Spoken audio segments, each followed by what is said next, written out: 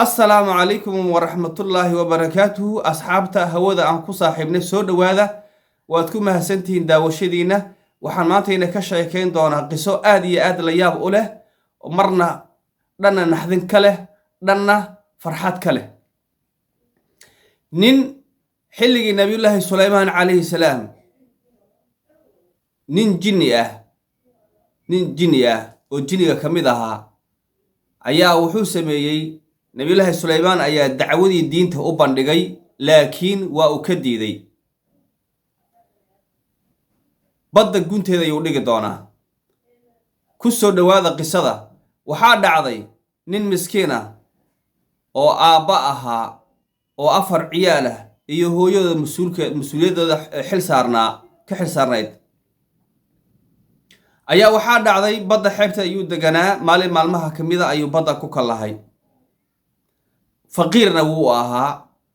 badda ku kalahay markaas wuxuu yiri maanta insha Allah ta'ala inta 2 ragcadood tukaday maanta waa ilaahay waxaan ka rajaynayaa inii uu fakhriga saaro shabaq ayuu badda ku tuuray shabaq markuu badda ku tuuray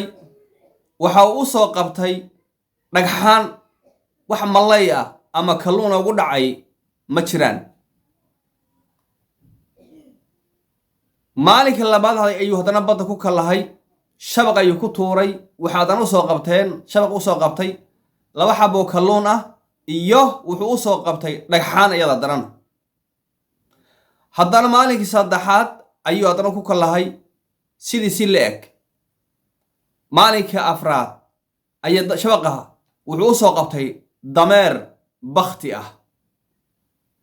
ayuu u soo qabtay oo dameeraha caadiga ah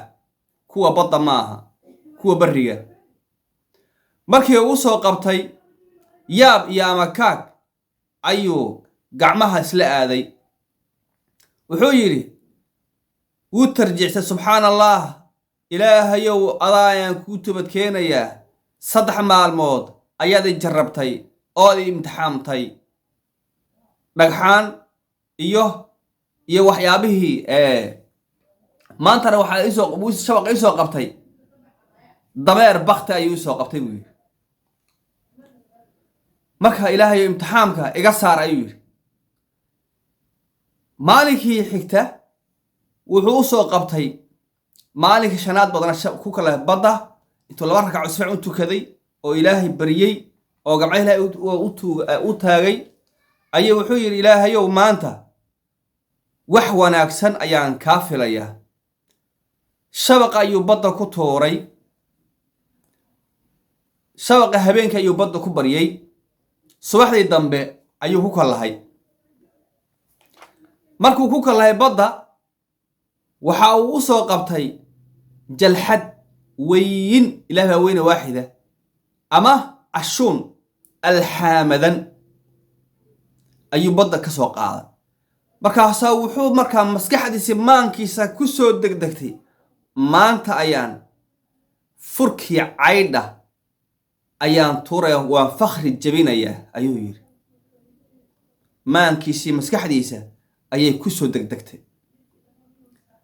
arinta markay dhacday ninkii wuxuu sameeyay banaanku u soo saaray jalxadii ama ashuunkii alxamadna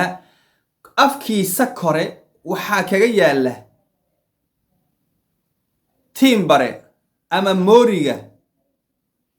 nabiyullaahi Suleymaan calayhi salaam xilligiisa la isticmaal markii la akhriyay ayaaba ku xidhanba saadarteed maxaa dhici doona markaa jalxadii ayuu jibiyay afkeeda ayuu jibiyay markaa uu jibiyay ayaa waxaa ka soo booday qiiq ayaa ka soo booday jalxadan afkeeda waxaa ku xidhan alxan ayaa ku jaran midkan batriyaash markii la shiila ah batriyaash baabuurta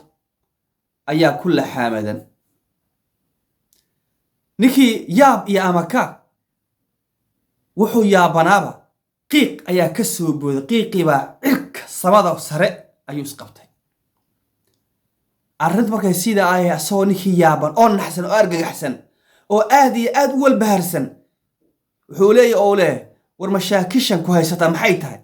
maalin dhaweytana waxay ku saqo dameer baktiya dhagxaan maantana jalxad qiiqan ka booday muxuu yahay waxaaba ka soo boodayba bahal aad u weyn oo geesa leh ayaa hal mara jalxadii ka soo booday marka cirka madaxiisa kore ayaa qabtay lugihiisa dhulkay yaallaan waxaanoo baabul leh oo la yaab leh oo nafta bini aadamka aysan xamili karin oo aad iyo aad cabsi u leh ayaa ka soo booday meesha markaasaa wuxuu yidhi saa intuu ugu soo booday wuxuu yidhi ku bishaarayso ninkaagan sayaadka ahow ama kalluumaysatada ahow dil midka ugu xun ku bishaaraysa ayuu yidhi qisada qaybteedii labaad ayaan guda galaynaa